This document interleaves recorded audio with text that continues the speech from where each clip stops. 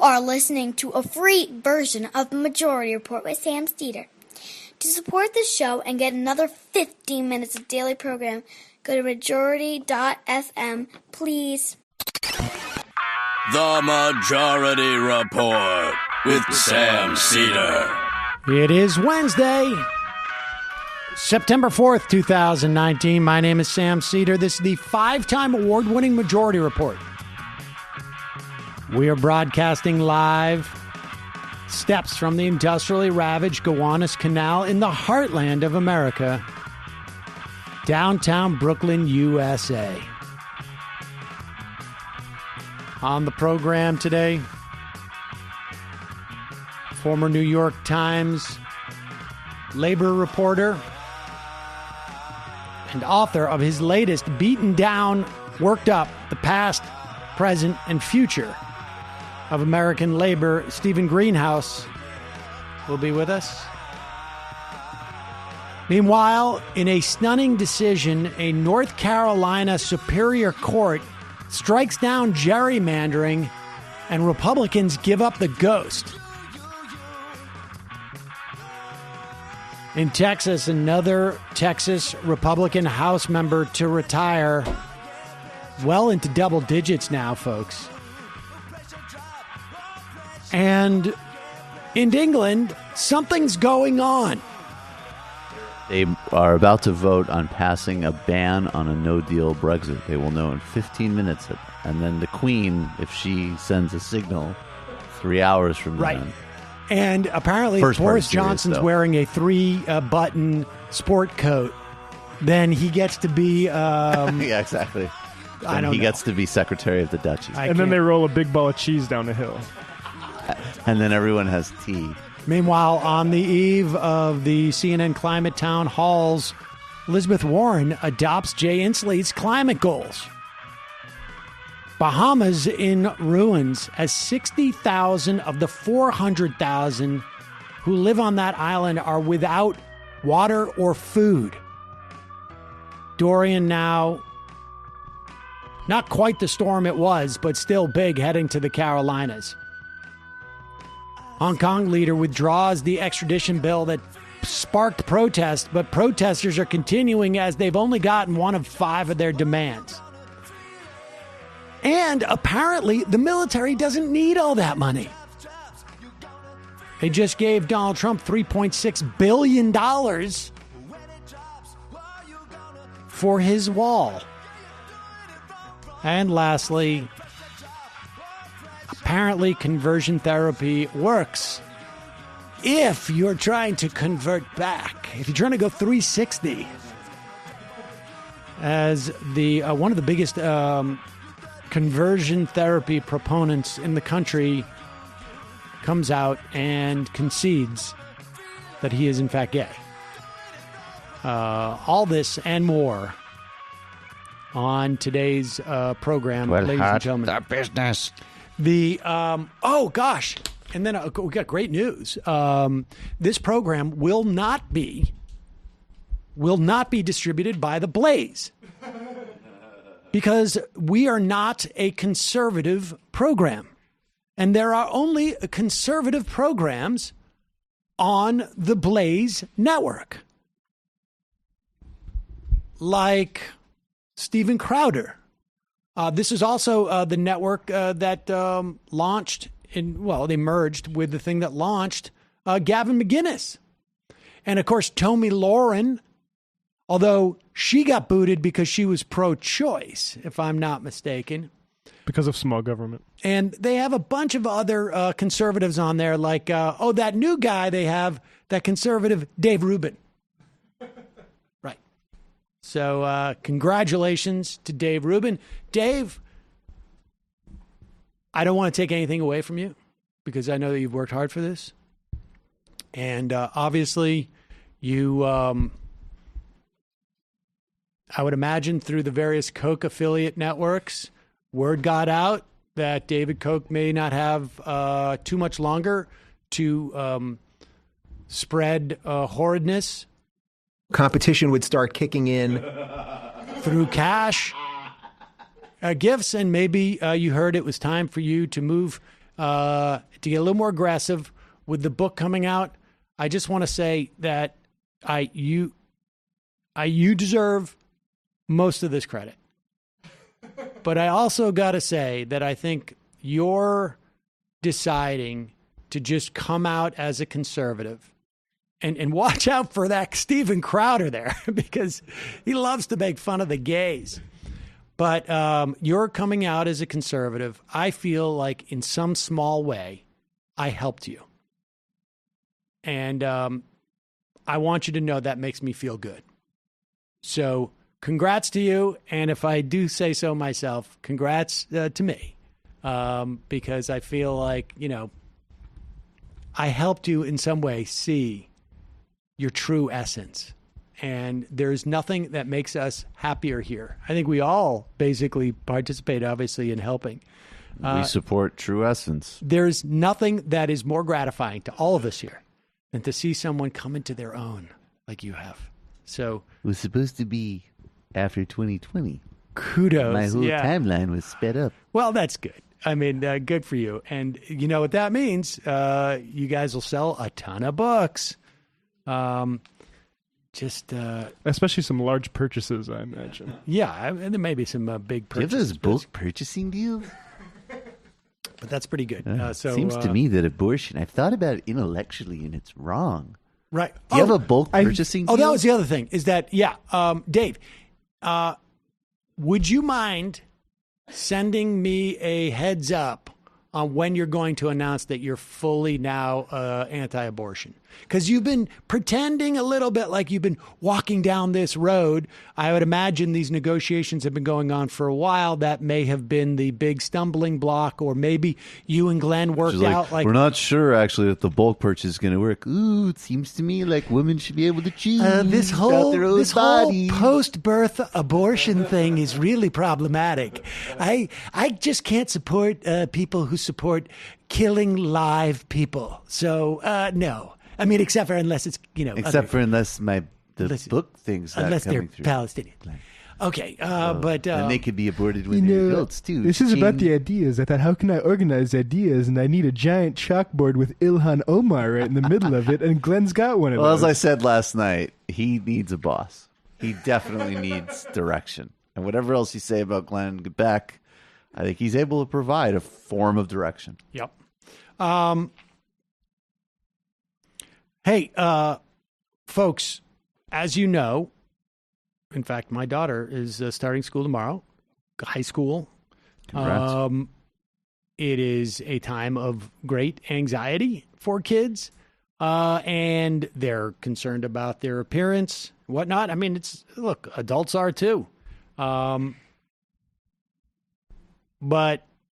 you don't, things like acne are problematic. And one of our sponsors, America's #1 acne brand, Proactiv, has helped fight acne for almost 25 years. And they've introduced their next generation acne treatment called Proactiv MD. Apparently, it contains dalpolene, which, according to I still consider him my father-in-law-ish, who's a dermatologist. That is the one of the most recommended, topical, what do they call it, retinoid treatment for mild and moderate acne. And apparently this is the first prescription-strength retinoid that is FDA approved for use in treating acne without a prescription. And it works by affecting the growth of cells, decreasing the acne inflammation. They have been at this for about 25 years.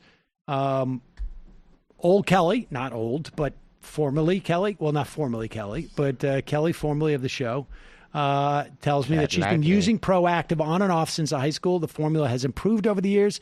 The ideas remain the same. It is a program of skincare that gives you short and long-term results. It's the best acne-fighting product that doesn't require a prescription. It's been that way for a long time. She writes, I have sensitive skin, and Proactiv's program has made my skin smoother and clearer without causing redness or peeling. And this is the perfect time of the year to start a program for many people because school is starting up soon. It only takes weeks to achieve a noticeable difference in your skin, and confidence makes all the difference. It's the best regimen I've ever used. And right now, we have a back-to-school offer from Proactiv. You can't get anywhere else.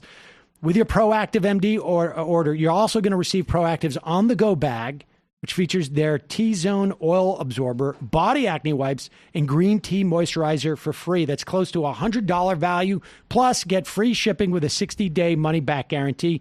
Just go to proactiv.com/majority. That's Proactiv, proactiv.com/majority to order and make the first day school back to school the best day ever. So check that out. Before we get to Stephen Greenhouse, this is a really important story. We'll get to Mike Pence and his evasiveness later in the program, but this is really important. As you know, the Supreme Court rejected even the idea that the Supreme Court could address partisan gerrymandering. And they did this back in June in the, I think it's Rucho versus Common Cause. Essentially, John Roberts said federal courts can't decide gerrymandering cases because they're beyond the competence of federal courts. Now, this is pretty stunning. They said that state courts are competent to do this, but somehow federal courts are not. That's why I'm snickering in the back row here. Like, right. Oh, even the more potentially biased court, they can do it. Right. I mean, this is unimplicated by statewide partisan elections. Exactly. However, a superior court, this is a state court in Wake County, North Carolina, heard a case, Common Cause versus Lewis, and they had, you remember the Hoffeller files, right? This is the guy who is considered the grandfather of gerrymandering. He died. His estranged daughter went to go collect his stuff, found all these hard drives, which was huge in the context of the citizenship question that came up in the census, because it became clear that he was the one who promoted the asking of that question, who wrote the alibi for the Department of Justice and for the Commerce Department to use in getting that question on the in the census, and the Supreme Court struck that down. Well, what was also in there, in this treasure trove of hard drives, was all of the correspondence and evidence that the North Carolina Republican Party had specifically set out to essentially make it impossible for Democrats to control the state house, to develop a gerrymander so that Democrats could win the majority of votes in the state, and still the Republicans would win a supermajority of the seats. That's how dramatic this was. The court issued something like a 370-page decision because there was so much data. So these seats were drawn in 2017 because the Supreme Court had struck down the earlier version as a racial gerrymander, which they apparently are competent in viewing. So Republican legislators gave Hoffeller all the election data, said, we want our supermajority, figure it out. So he created all these, we've heard how this is done, right? You pack all the Democrats into one district, even if you have to draw it on a house-by-house basis. And then you create more like 55-45 Republicans districts. Apparently at the trial, experts looked at the maps and said that Hoffeller's maps were more favorable to Republicans than 99.99% of maps that were generated by an algorithm using nonpartisan redistricting factors. He was good at his job. Yeah, he was very good. So apparently the Wake County Superior Court found, which consisted of 2 Democrats and 1 Republican, found that the extreme gerrymander violates 3 provisions of the North Carolina Constitution. This is where you can get some remedy if there is a state constitution that deals with voting and you have more Democrats than Republicans sitting on the state Supreme Courts and state courts. One, it strikes at the heart of the Free Elections Clause. This is a broad reading, but it said that the clause found that elections must be conducted freely and honestly to ascertain fairly, truthfully, the will of the people. If a majority of people vote for Democrats and Republicans still win a supermajority of seats, you could argue that this is not a free election. Second, the court held that the gerrymandering violates North Carolina's Equal Protection Clause. That seems quite obvious. My vote as a Democrat is worth not even like 2/3 of the vote of a Republican because of the way the gerrymander works. And they also violate the guarantees of freedom of speech and assembly. Voting for the candidates of one choice and associating with the political parties of one choice are core means of political expression. To diminish people's votes based upon what party they belong to is an attack on that free expression. It burdens their speech by making their votes less effective. The court gave the General Assembly 2 weeks to draw new legislative maps. They're not going to the Supreme Court, and I will give you 6 reasons why. Because 6 Democrats, 1 Republican on that state Supreme Court. So there you have it. This is going to have a dramatic impact on North Carolina. Maybe not, well, certainly in this election, but in the years to follow, it's going to create North Carolina is going to be a reliably blue state in 10 years. Right. Reliably. I mean, it's it's purplish now. It's going to be reliable. I mean, it's just the way that it's going, and they're not going to be able to stop it. So good for that court. Courts are important, folks. State courts, federal courts, which means that the people who appoint people to courts, the people who set up the voting and have control of the voting apparatus in states where they vote for people on courts, this is all very important. Not sexy, not policy, but it's about power. And this dovetails nicely into the question of unions in particular, not so much labor, but the power of unions largely is statutory. And we will talk to Stephen Greenhouse about his book, Beaten Down, Worked Up, The Past, Present, and Future of American Labor after we take this break.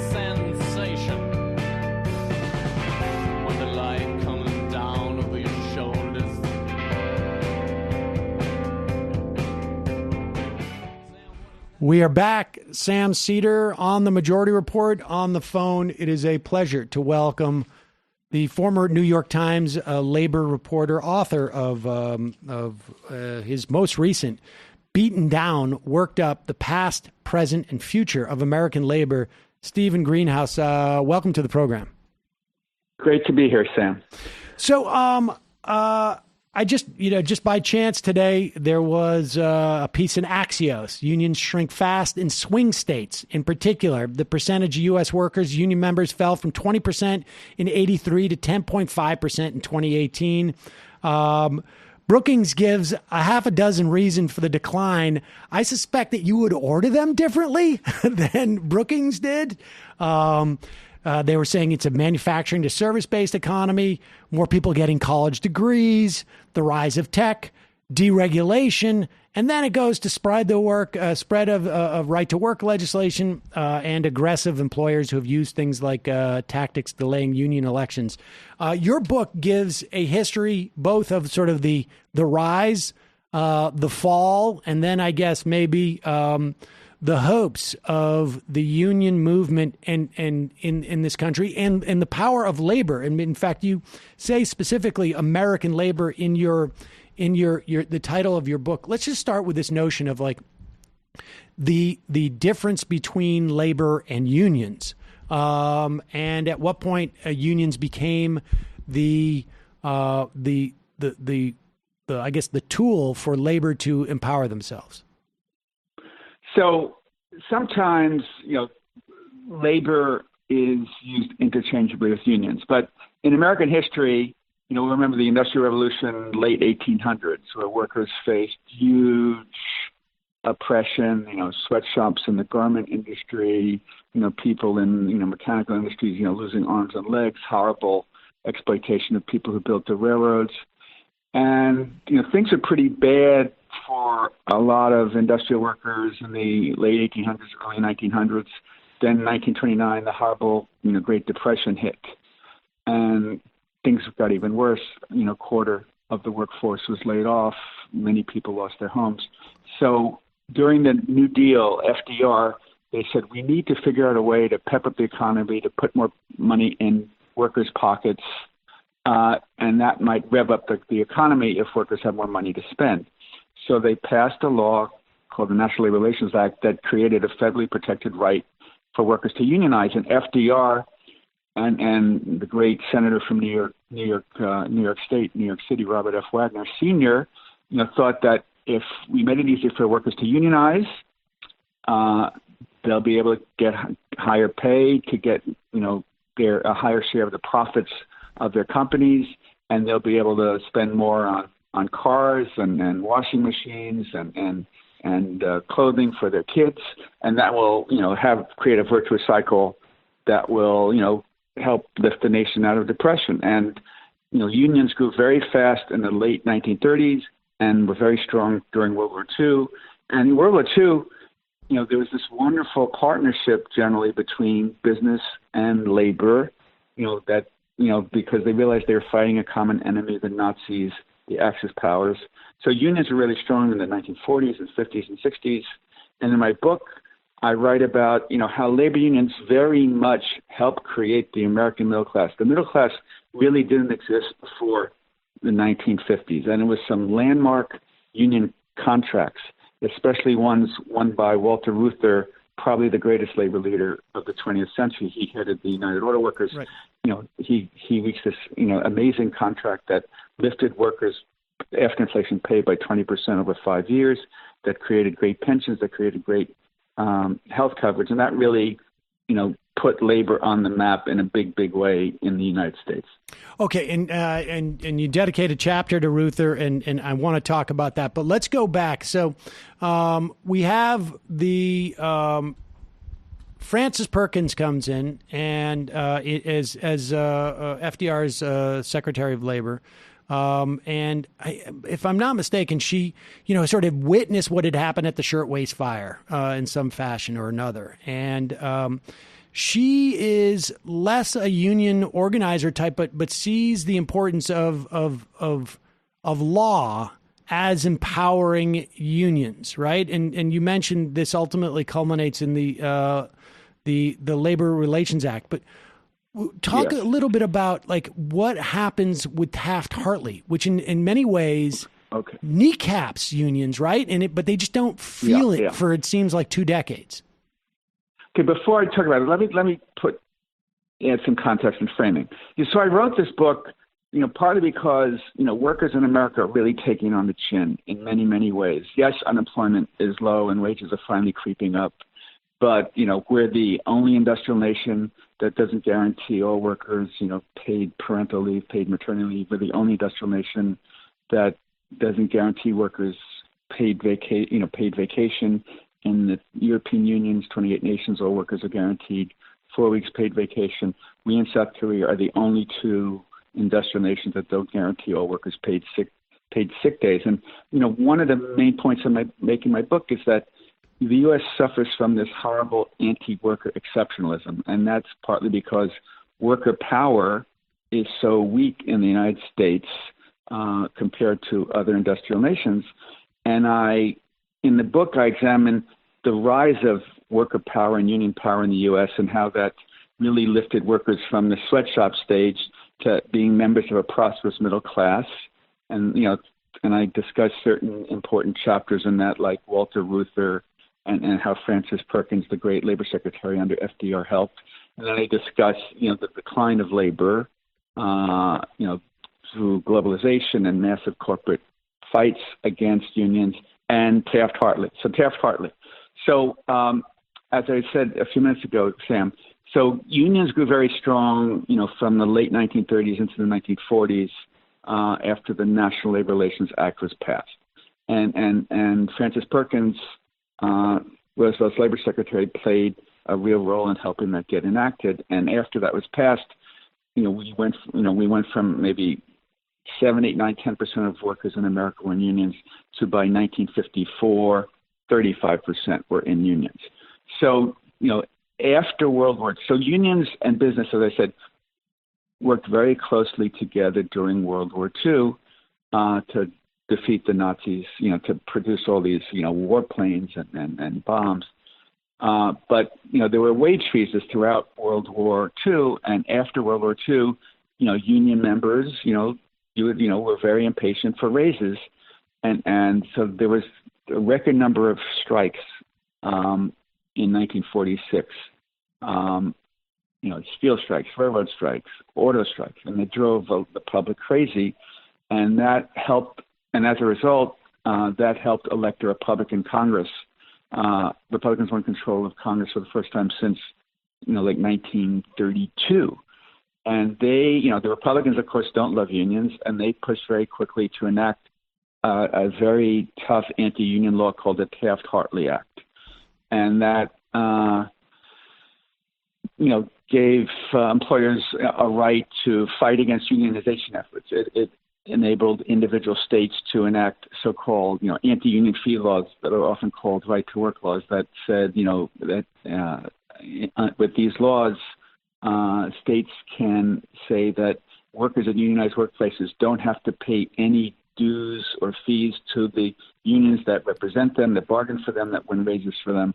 And these right-to-work laws have really helped weaken unions in many, many states. Now, turning to your very first point, so about union membership declining in the key Midwestern states, I make a big point about this in my book, and I see it's been picked up elsewhere. I say that one of the main reasons that Donald Trump was able to win in Wisconsin, Michigan, and Pennsylvania was that union membership had greatly declined there. And I think we talk about horrible things like voter suppression, and that certainly existed in Michigan and Wisconsin, but I think far too little attention has been paid to how the decline in union membership has hurt the Democratic Party, had hurt Hillary Clinton.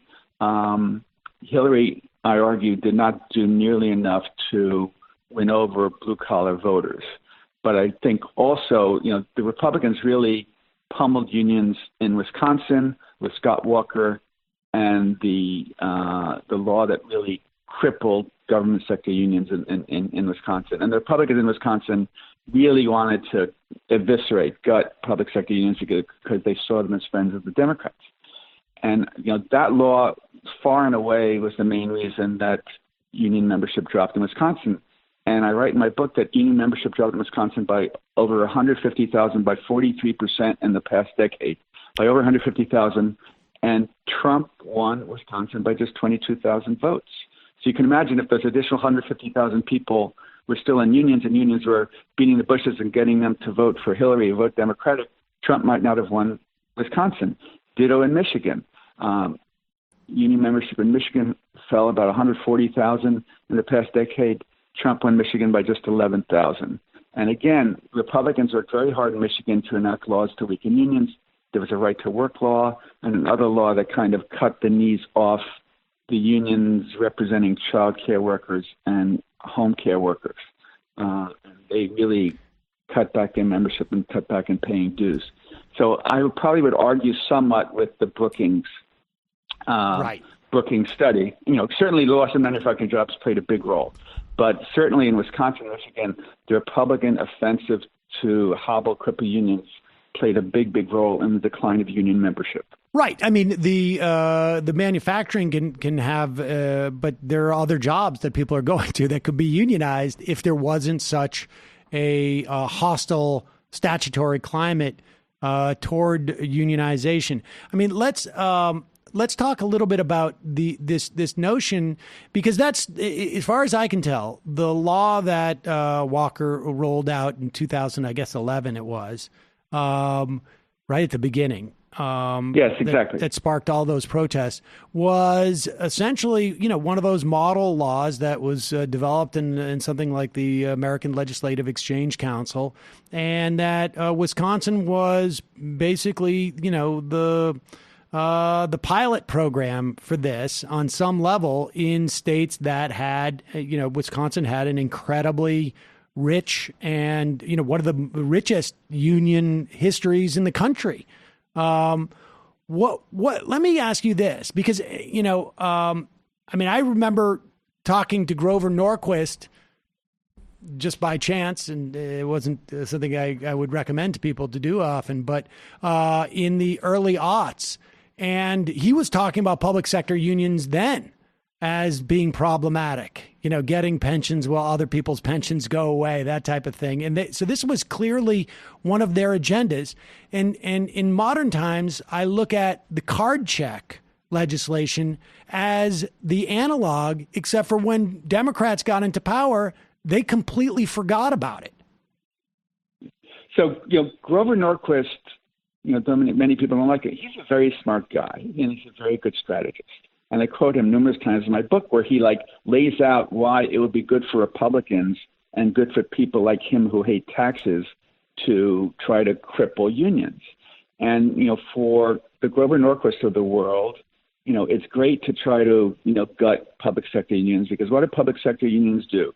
They push for good salaries for teachers and police officers and firefighters to make sure that the salaries are adequate, that, good, trained, talented, dedicated people will move to those jobs. But Grover doesn't like that because it might mean higher taxes. Another thing a lot of public sector unions do is they push for an adequate social safety net. They want to protect Social Security. They want to make sure, that there's, for teachers, want to make sure there's adequate food for kids in school. They want to make sure food stamps are adequate. They want to make sure that, child lunch programs are adequate. And again, Grover Norquist and a lot of, conservatives, want to, silence and gut and weaken public sector unions because they're champions of an adequate social safety net and Social Security for tens of millions of Americans. So, Grover Norquist, the Koch brothers, lots of other billionaires were really cheerleaders and contributing money to Scott Walker for him to lead the way in this experiment of, chopping off public sector unions at the knees. And we in Iowa in 2017, without much fanfare, without much attention, passed a law, just as powerful in chopping off public sector unions at the knees. And these laws really very much weaken public sector unions, and that hurts the note of Democrats because public sector unions, knock on doors and make phone calls and help elect, and very much help elect Democrats. And, I use a line in my book that, Grover Norquist is famous for saying he wishes he could shrink government to the point where, it would go down the bathroom drain. And I said he probably feels the same way about labor unions. He wishes that labor unions would, become so small that they would also go down a bathtub drain. And, there's been this long war, one of the main points of my book is there's this long war both by corporate America and by, working hand in hand with the Republican Party to weaken unions, especially government sector unions. And there's a line in my book, Sam, that has really been picked up where I say, in no other industrial nation do corporations fight so hard to beat back, indeed, quash unions. And, I have a very upbeat first third of the book about the rise of the unions and how they, ended sweatshops and improved, mining safety and catapulted millions of workers into the middle class. Then I have a somewhat depressing, second third of the book. I think it's important to explain, why unions have grown weaker. And part is globalization and offshoring of jobs. But a lot of it, I say, is that corporate America fights extremely, extremely hard to kill unions, to beat back unions, and that's really hurt the nation. The percentage of workers in unions, has dropped from like more than 1 in 3 in the 1950s to around 1 in 10 now, and just 1 in 16 in private sector jobs. And I argue in the book that is one of the main reasons we have had decades of wage stagnation. That's one of the main reasons we've had so much income inequality, and that's one of the main reasons our government is so screwed up that, it rushes to enact, $1 trillion in tax cuts for corporations when corporations already have record profits and the stock market is already at record levels, when it, when the Republican Congress did nothing and Mitch McConnell's Senate continues to do nothing to raise the federal minimum wage, which hasn't been raised in a decade, the longest time it's ever gone without it being increased. So, Stephen, we also have examples of the corporate, I guess, resent of labor power. I just interviewed some folks last week about the auto industry and their determination to weaken labor, which meant that they changed essentially their entire supply lines. They dispersed themselves around the country.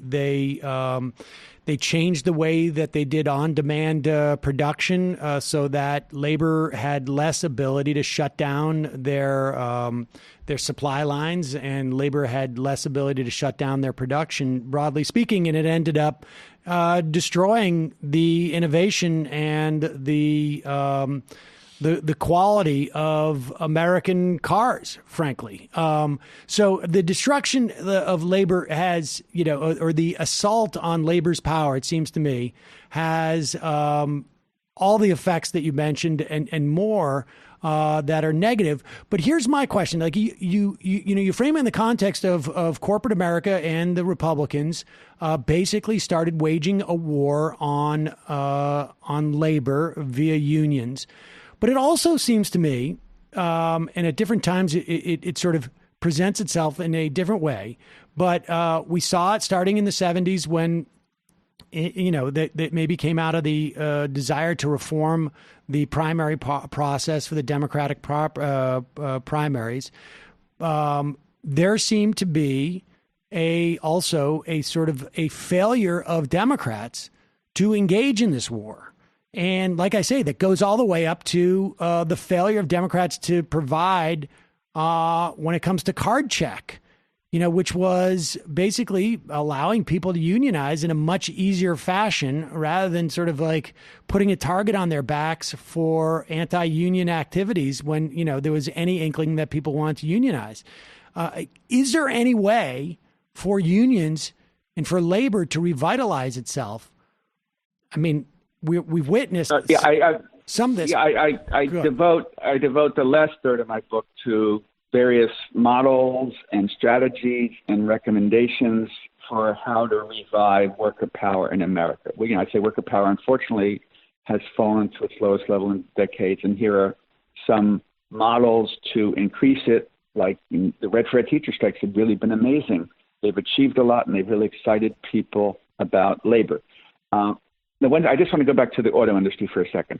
So the United States is like the only country in the world where, all these companies say, well, we're going to escape the unionized area in the north and move to the anti-union area in the south. And one of the hypocritical things is all these corporations in America say, well, if we're unionized, we're going to become uncompetitive.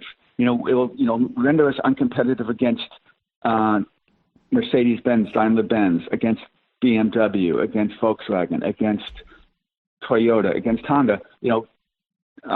Daimler-Benz, VW, BMW, they're all unionized in Germany. Honda, Toyota, they're all unionized in Japan. So, like, those companies do very, very well, even though they're unionized.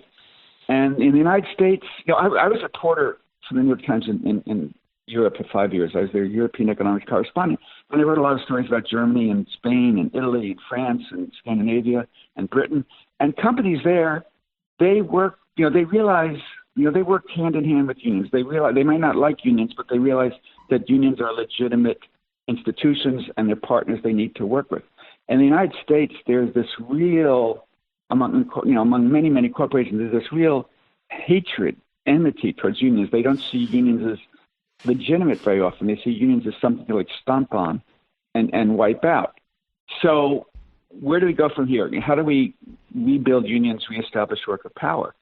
One of the interesting things about this Democratic campaign, Sam, is far more than I've ever seen. The candidates are talking about, we need unions, we need to rebuild union power, we need to reverse labor's decline. And I think part of that is that, with all these candidates, they're all trying to attract unions to get an edge up, and also they saw how the weakening of unions in Wisconsin, Michigan, Pennsylvania, some in Ohio, caused the Democrats to lose theirs. So they realized it's important to rebuild unions. So, Bernie Sanders came out with this, vast, expansive, platform to expand unions. Beto and Buttigieg also came out with pro-union plans.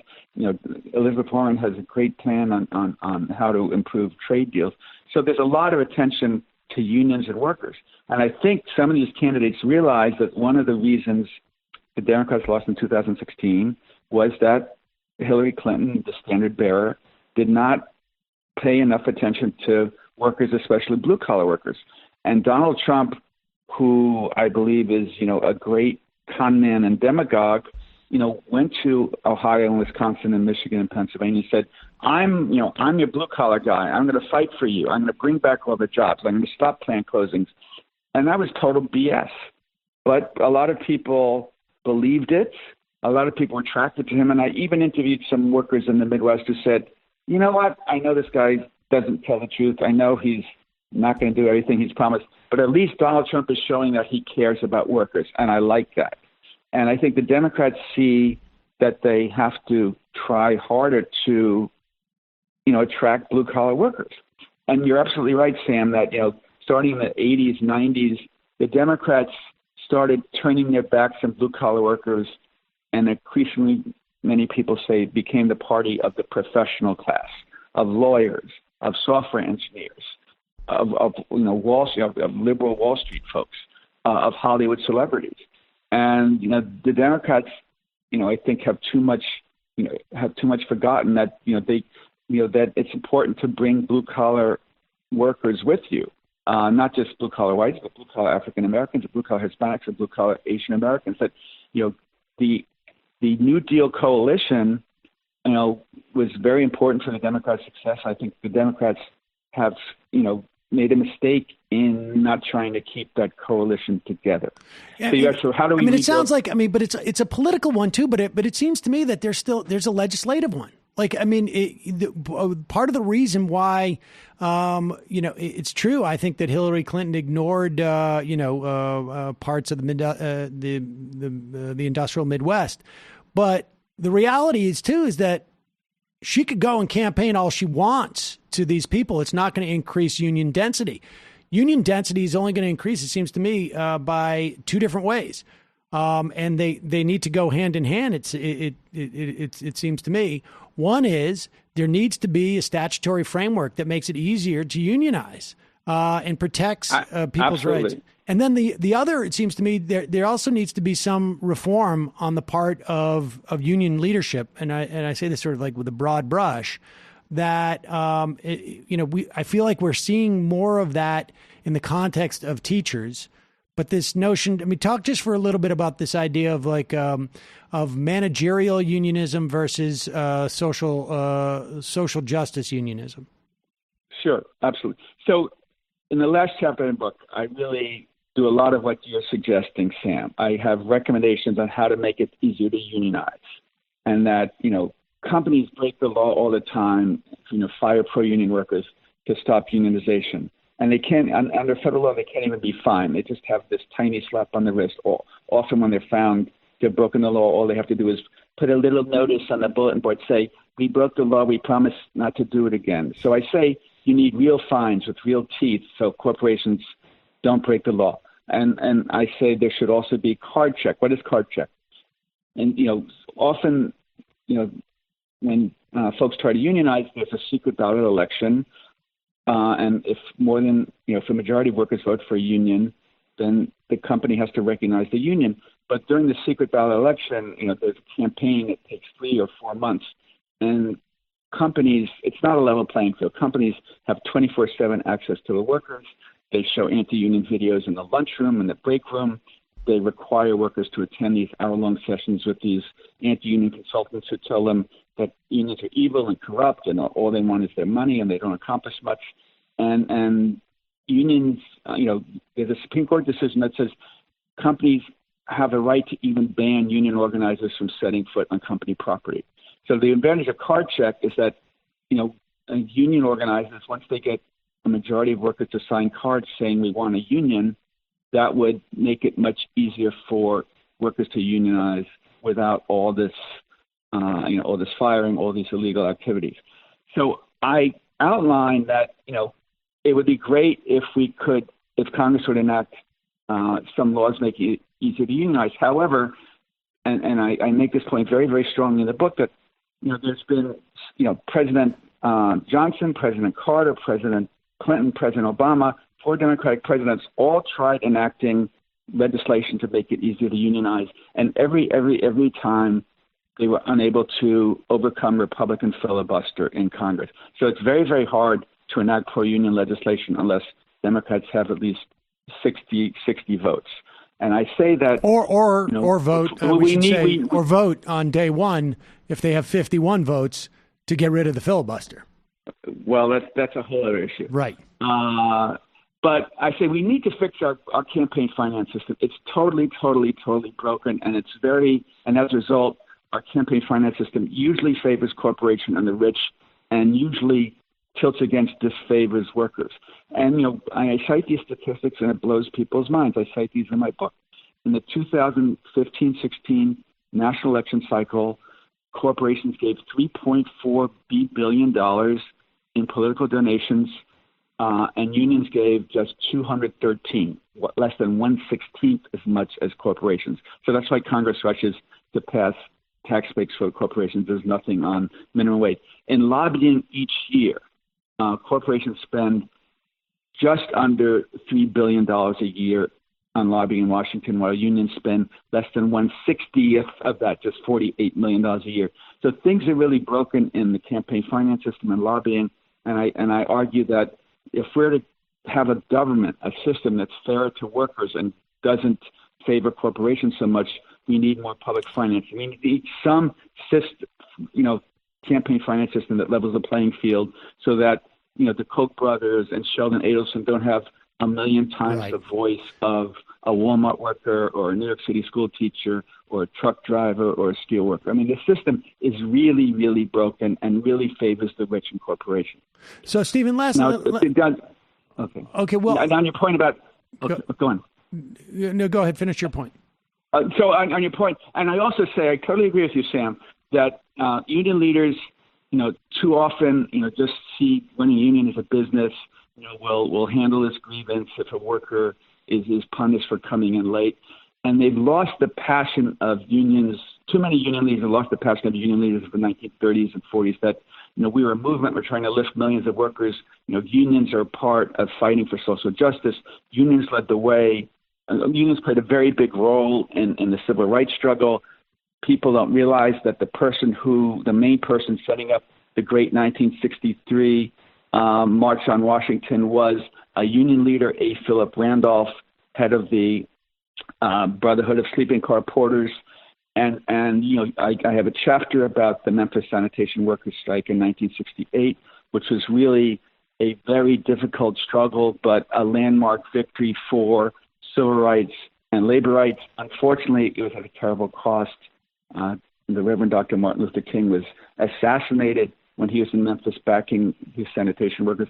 But I argue that union leaders need to fight more for social justice, fight more to make clear that we're about lifting standards for millions of workers instead of just having a myopic vision that we're just to settle this grievance and try to get a 1.2% raise rather than a 1.1% raise.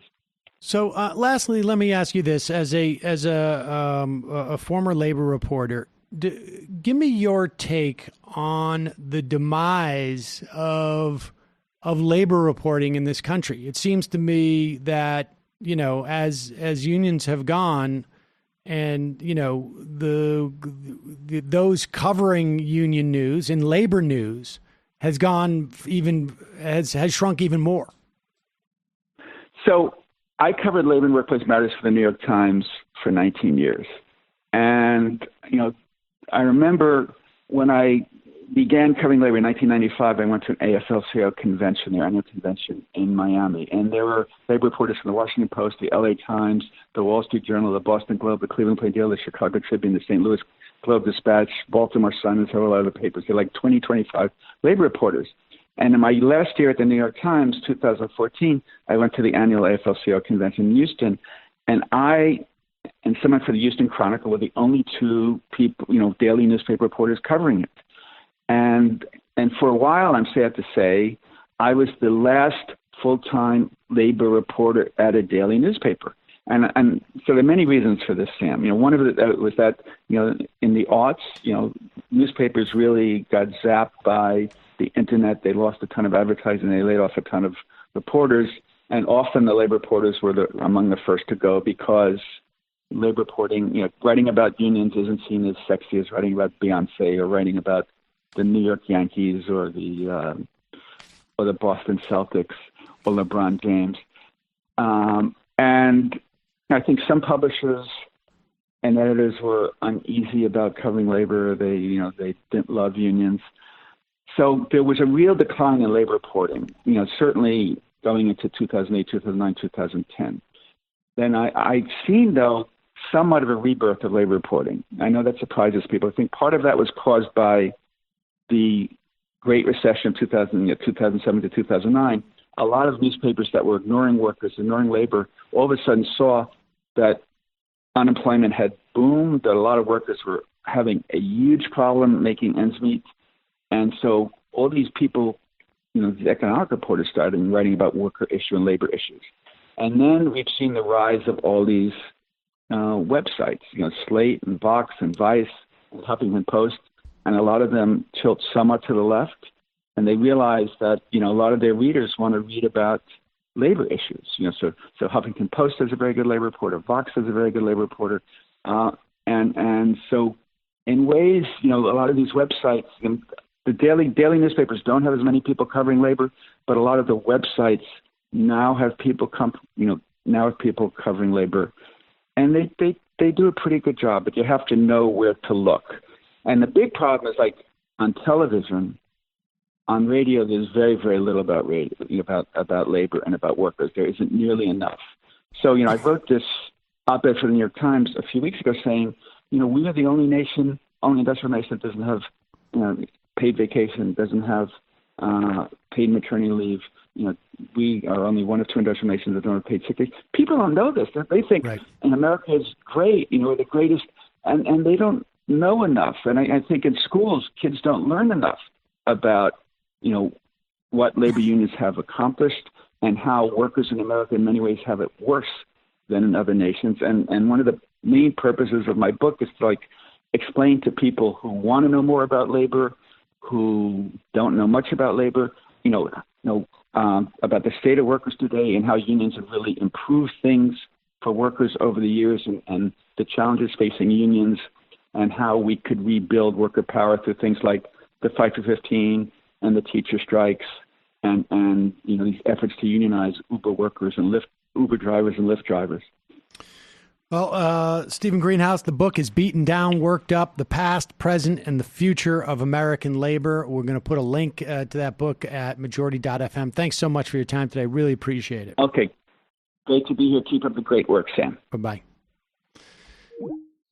There you go. Great history of, some of the major figures in labor, as well as a sad history of its demise. Important to understand. Very important to understand in terms of, imagining what we can do in the future. And also to understand the importance of having a genuinely committed Democratic Party, or at least elements of the Democratic Party, a critical mass of the Democratic Party, dedicated to providing, because what we're seeing in terms of unions across the country, or at least in terms of labor, is very encouraging. All the strikes that we saw with teachers in Nevada, they were threatening to strike. They got a pay raise. We still have 40 some odd days out. Kentucky miners blocking a truck. I mean, people are understanding that they have some power. But you need to maintain that power long term. You need institutional support. We give that support to corporations as a government. As a society, we give it to them all the time. We give it to them in form of tax breaks. And you shouldn't think of them as tax breaks. It's much easier to understand why they're such a benefit when you think of it as we give them services in kind. We give them free services, discounted services. We all pay for the services that we get. They get a discount. And they pass those savings on to themselves. We allow them removal from their liability. They can be at arm's length.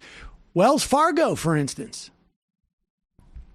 Meghan McCardle wrote a universe, what is it? What do you call that? What is it? Not universe brain, galaxy brain. No, it was universe brain. Let's just say universe brain. Yeah, universe brain piece on how it was just a coincidence that those 5,000 Wells Fargo's workers were all breaking the law.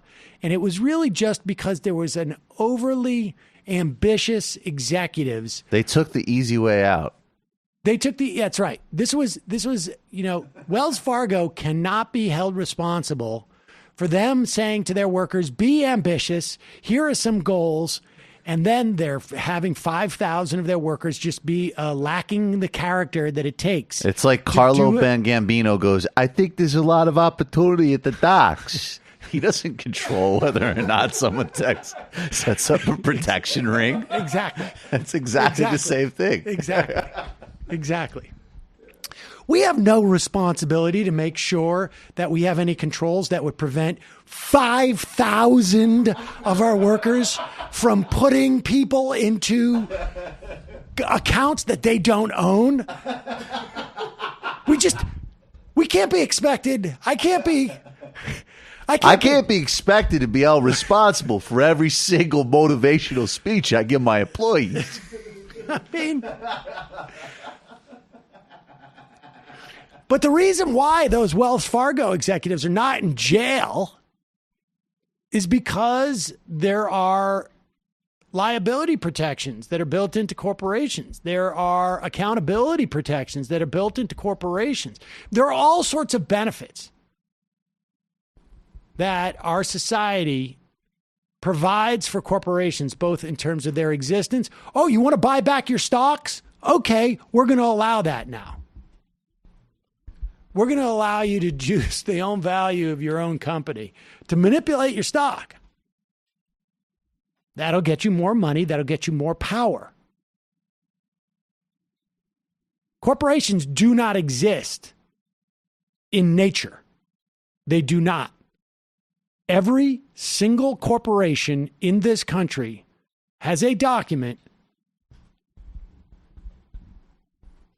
There are articles of incorporation that have been filed with the state or with the federal government. And that's why they exist.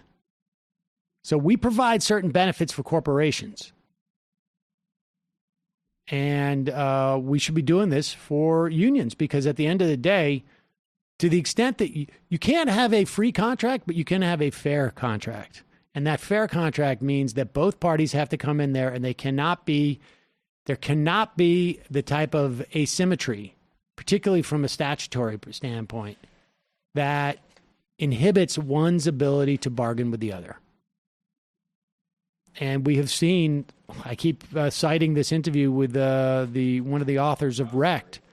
We've seen the lengths that U.S. corporations will go to debilitate labor's power, even if it means cutting off their own nose to spite their face. Or whatever it is, whatever that saying is. I don't even understand what that means, cutting off your own nose to spite your face. It hurts when you cut your nose, too. But the point being, I just have never been able to quite figure that one out. But the bottom line is, the U.S. car industry destroyed itself because they wanted to inhibit labor's power. And frankly, there's no one, when you think about the people who will pay the price for that decision, there is no GM. GM is just a protection to certain individuals who are at the top, who certainly, they weren't hurt by the fact that GM doesn't make the same quality cars it did 40 years ago. Same with Chrysler. Same with Ford. They're not hurt by it. They still make off like bandits. The people who are hurt by it are the communities and the workers and the American consumer. I mean, that's the dynamic that we have. That's why we need statutory reform. In addition, I mean, first thing we need is agitation and labor to understand its own power. But then they need to use that power to get politicians to provide the institutional support so that power is sustainable and can grow more.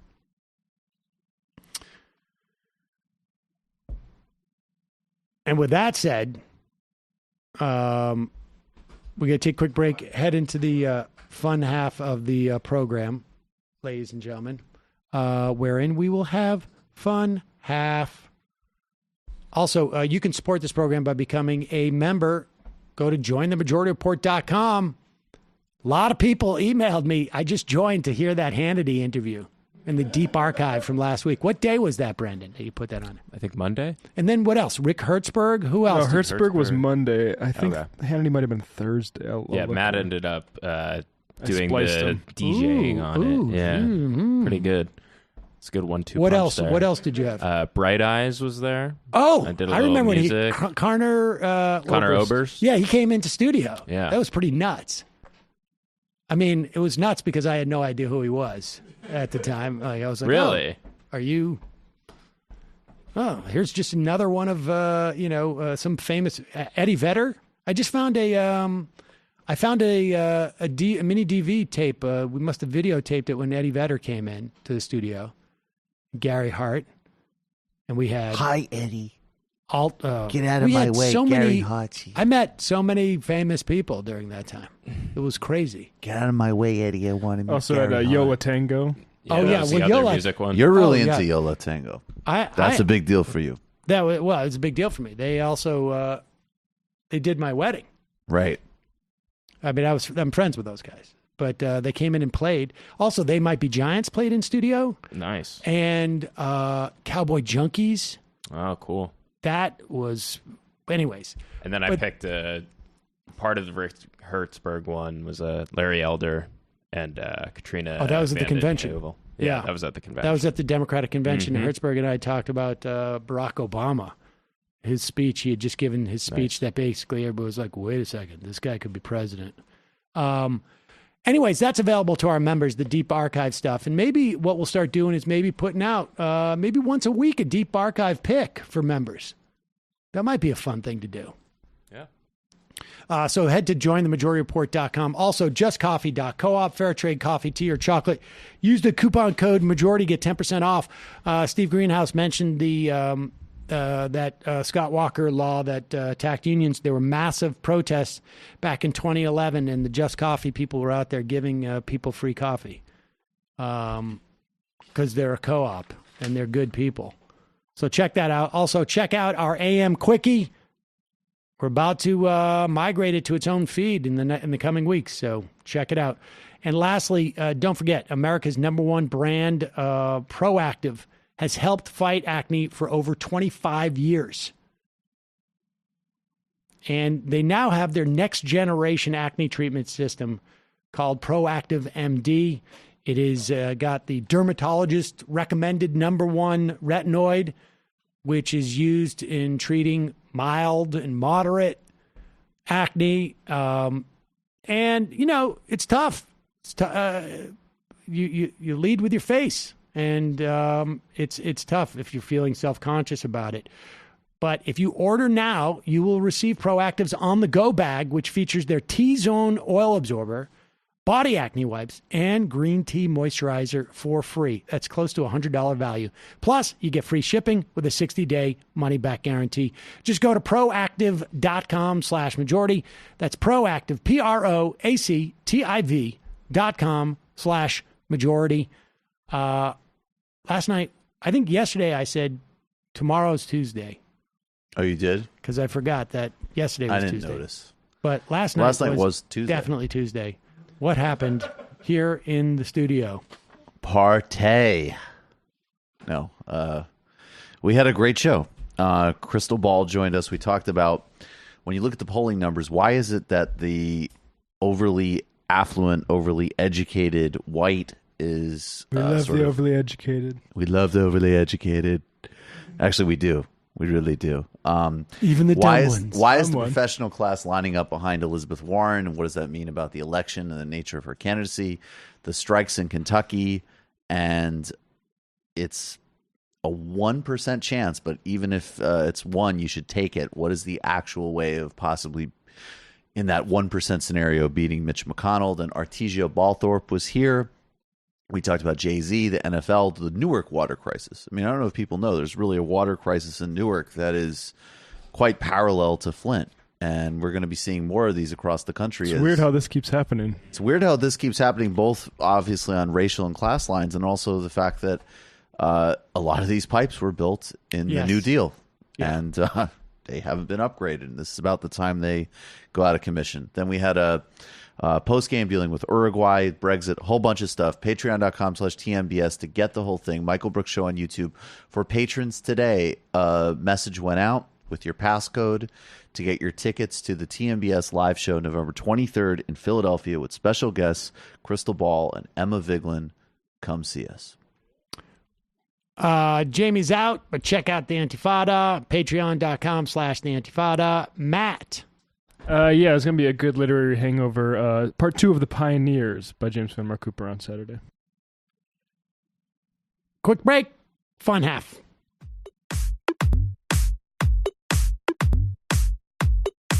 Left is best.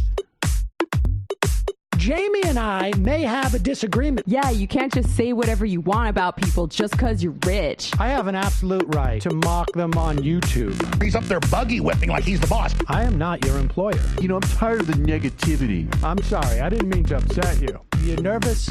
You're a little bit upset? You're riled up? Yeah, maybe you should rethink your defense of that, you fucking idiots. We're just going to get rid of you. All right. But dude. You want to smoke this joint? Yes. Do you feel like you are a dinosaur? Some good shit. Exactly. I'm happy now. It's a win-win. It's a win-win-win. Oh, hell yeah. Now listen to me. 2, 3, 4, 5 times. 847-906-501-457-238-56-27. 1/2. 5 eighths. 3.9 billion. Wow. He's the ultimate math nerd. Don't you see? Why don't you get a real job instead of spewing vitriol and hatred, you left-wing Limbaugh? Everybody's taking their dumb juice today. Come on, Sammy. Dance. Ooh.